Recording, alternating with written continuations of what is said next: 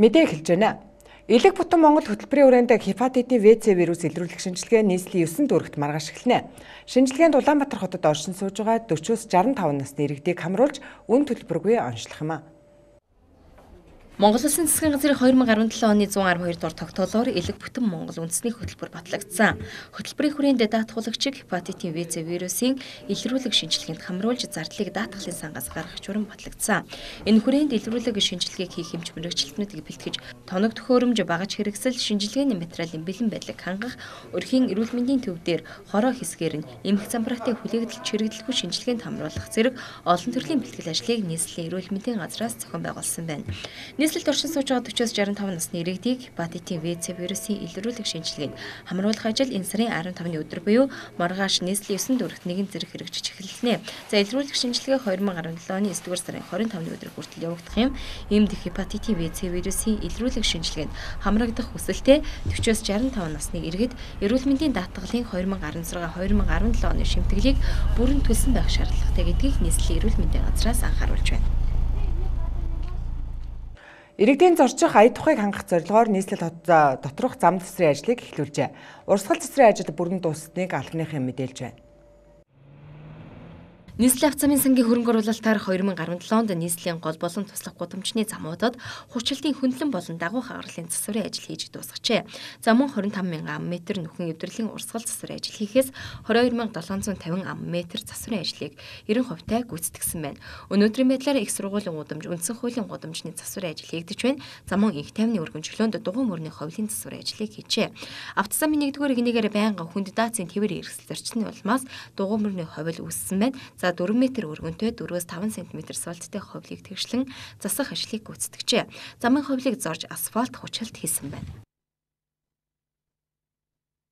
Өнөөдөр буюу 6 дугаар сарын 14-ний энэ өдөр орон даяар эсэлтийн ерөнхий шалгалт эхэлж байна. Улмаар Дорноговь аймгийн замын үдсмийн ерөнхий боловсролын сургуулийн төгсөх ангийн сурагчид эсэлтийн ерөнхий шалгалтаа өгөхөөр явах замдаа зам тээврийн осолд өртсөн харамсалтай хэрэг гарчээ.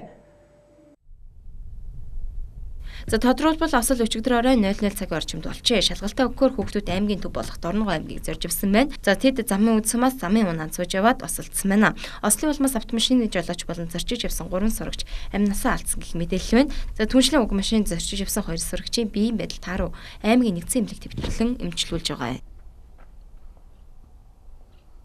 Ирэх Бямгарагт ерөнхийлөгчийн сонгуульд өрсөлдөж байгаа 3 нэр дэвшигч мэтгэлцэх гэж байна. Монголын телевизүүдийн холбооноос зохион байгуулах юм а. Өмнөх мэтгэлцээ хойшлсон учраас энэ удаад 7 өдрийн өмнө урилга өргүүлжээ.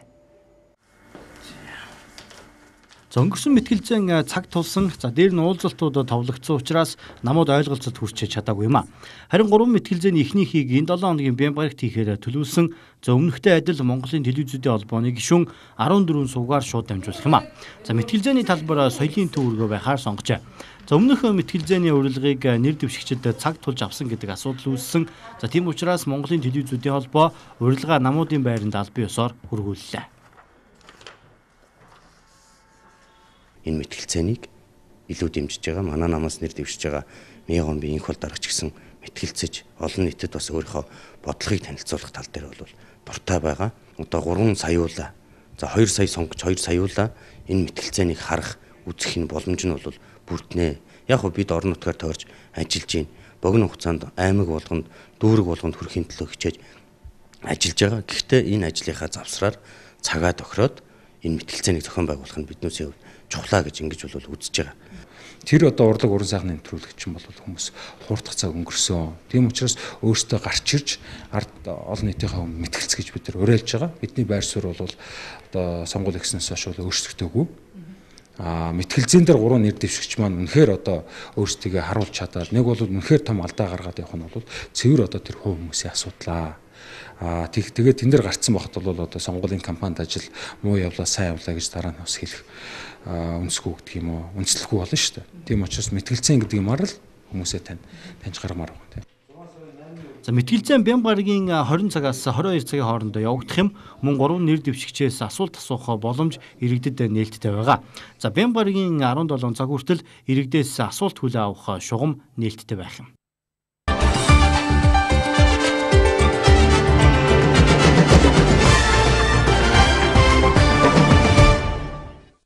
Испанийн парламентын танхим улсын аян засгийн газрын тэргүүн Марина Раход итгэл үзүүлэх хэсэг асуудлыг хэлэлцэж байна. Энэ асуудлыг Испанийн сөрөг хүчний Podemos зүүнний намын санаачлагаар хэлэлцэж байгаамаа. Испанийн ерөнхий сайд Марина Рахон тэргүүлж байгаа эрх баригч үндэсний нам сүүлийн жилүүдэд хэд хэдэн удаа авилгын томоохон эрэгт орооцолсон юм а. Рахог Гротелийг хэрэг нэр авсан авилгачийн шуугаан дэгдээсэн хэргийн дагуу шүүхэд дуудан байцаалт мэдүүлэг хүртэл авч байжээ. Гротелийг хэрэг гэгчид Испанийн эрх баригчид нам хүчний хэд хэдэн нөлөө бүхий гишүүд оролцсон юм. Ираны гадаад иргэн сайд Мохаммад Жавад Зариф Америкийн шинэ засгийн газрыг 2015 онд Иран улстай байгуулсан цөмийн хөтөлбөрийн дагуу гэрээг дагаж мөрдөн хүлээх үүргээ биелүүлэлгүй Тегераныг дахин хавчин гадуурхах бодлого баримталж байгаа гэж буруутгажээ.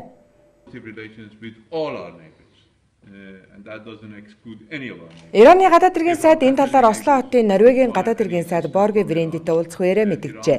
Ираны гадаад иргэн сайд Тегеран олон улсын нийгэмлэгээс тавьсан шаардлагуудыг дагаж мөрдөн өөрийн орны цөмийн объектуудад олон улсын шинжилгээний багийг нэвтрүүлэн цөмийн хүчээ энэхийн зорилгоор ашиглана гэсэн амлалтандаа хүрч байгааг тэмдэглэсэн байна. Гэвч Америкийн тал Ираныг энэ үргээ дагаж мөрдөж байгааг үл харгалзан хяхаж хавчих бодлого явуулж байгааг шүмжжээ. 2017 оны 7 дугаар сард Нэгдсэн үндэсний байгууллагын аюулгүй зөвлөлийн байнгын гишүүн 5 орон мөн Германы талууд Ираны цөмийн хөтөлбөрийн дагуу энхийн гэрээ байгуулсан юм а.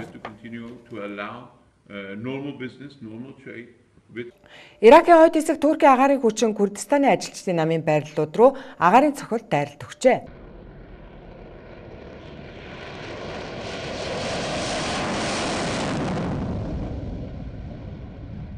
Туркийн цэргийн хүчний мэдээлж байгаагаар Туркийн тал Иракийн Курдын салан тусгаарлагчдын 3 байрлал руу агаараас цохилт өгсөн байна. Иракийн Курдууд Туркийн агаарын дайралтын эсрэг хариу гал нээсэн гэж их сурвалжууд мэдээлжээ. Курдистаны ажилчны намыг Туркийн эрх баригчид алан хядах бүлэглэл гэж тооцдог юм. Тэгвэл эсрэгээр Европын холбоо болон Америкийн нэгдсэн улсын талууд Курдын зэвсэг тайчдыг дэмжин тэдэнтэй хүч хавсран Сирд Исламын улс алан хядагчдын эсрэг цэргийн ажиллагаа явуулж байгаамаа. Хятад Тайландын талууд үндэсний аудитын хамтарсан алба байгуулан ажиллах санамжчигт гарын үсэг зуржээ. Хятадын үндэсний аудитын газар Тайландын талтай хамтран ажиллах гэрээ байгуулахаар хэлэлцэн тохиролцож эхний ээлжинд санамжчиг байгуулжээ. Хоёр улсын хамтарсан аудитын алба Тайланд болон Хятадын иргэдийн гомдол саналыг хүлээн авч тэр дагуу шалгалт явуул зөрчлийг арилгах тал дээр анхаарч ажиллах юм а. Бангладеш үргэлжлэн орсон хүчтэй Адар борооны улмаас энэ улсын өмнөд хэсэгч гамшигт үзэгдэл нүүрлжээ. Бангладешийн өмнөд хэсэгт үер усны гамшиг нүүрлэж хөрсний нуралт гулгад тольжээ. Байгалийн гамшигт үзэгдлийн улмаас Рангамата тосгонд 30 хүн, Бандарбанд 6, мөн Читагонод 8 хүн залгүйгээр амиа алдсан байна. Бангладешийн эрх баригчид байгалийн гамшигт үзэгдэлд нийтдээ 44 хүн өртөө амиа алдаж, их хэмжээний гамшиг суурилд учирсан талаар мэдээлжээ. Гамшигын бүсэд аврагчид ажиллаж, хөрсний нуралт болсон газраас дэрэгдээ аюулгүй газарт нүүлгэн шилжүүлж байна. Тайланд болон Лаосын загасчид Меконг голын дагуу загасчлан амжиргаагаа авч явдаг гэнэ. Тэгвэл үүнийг дагаад Меконг голын сав газраар загасчин суурин олноороо төвлөрчээ. Энэ хавар зам Меконг голын сав дагуух бүс нутгаар бороо үргэлжлэн орсноос загасчид хэсэгтээ загасчилж чадаагүй байна. Тэгвэл үргэлжлэн орсон борооны дараа голын усны түвшин нэмэгдэж загасны тоо толгойч өсжээ. Тиймээс борооны дараа загасчид ан ав ихтэй байгаа юм. Меконг гол дагуу 120 км урт үргэлжлэх бүсэд Тайланд болон Лаосын загасчдын маш олон тосгон байдаг юм а. Энийг дагаад энд загасны загасч олноороо байгуулагдаж энд хамгийн хямдаар шинэхэн загас зардаг байна. Зах дээр 1 кг шинэхэн загас 130-аас 150 баатын үнэтэй байна. Зах дээр загасны 8 хийж байгаа хүмүүс өдөрт 1000-аас 2000 баат олдог гинэ. Фижид улс ундааны хуванцар савыг дахин боловсруулах үйлдвэр байгуулжээ. Фижид жил бүр 50-аас 60 сая хуванцар сав хаягдаж, эдгээр нь байгаль орчинд ихээхэн хор хөнөөлт учруулдаг байна. Тэгвэл Фижид хаягдал хуванцар савыг боловсруулан биометрал гаргаан үйлдвэр байгуулжээ. Фижигийн байгаль орчны газрын дарга Амин Саси Крекарын харьснаар хаягдал хуванцар сав дахин боловсруулах үйлдвэр нь байгаль орчин дээлтэй эргээд гаргаж авсан биометралаа үр бүтээлдээ ашиглах боломжтой юм. Түүнчлэн эргээд мөн хог хаяглалаа англин хаях дадал давхар суралцж байна. Олон улсын эрдэмтдийн багийнхан цус харамсан хүндэд зориулсан тусгай мэдрэгчтэй бээли зохион бүтээжээ. Энэ бээлийн харуулт өгснөөс орчноо мэдрэх чадваргүй болсон өвчтөнд хүмүүст хүрч тэднийг мэдрэхэд туслах юм а. Харуулт өгсөн хүний бие тал болон бүтэн мэдрэмжгүй болох тохиолдол их байдаг. Ингэж харуулт өгсөн хүнд удаан хугацааны физик эмчилгээ шаарддаг. Тэгвэл эрдэмтэд харуулт өгсөн хүнд мэдрэмжийгээ сайжруулахад нь энэ тусгай бэлий тусална. Хиймэл гарыг тусгай технологиор боловсруулж халуун болон хүйтнийг мэдрэх чадвартайгаар бүтээжээ. За бидний мэдээлэлтэй хамт байгаа үзэгчдэд баярлалаа. За өнөөдөр энэ өдөр дэлхийн нийтэд ямар үйл явдал өрнөж байсныг түүхийн уузнаас хүлээн авч үзээрэй.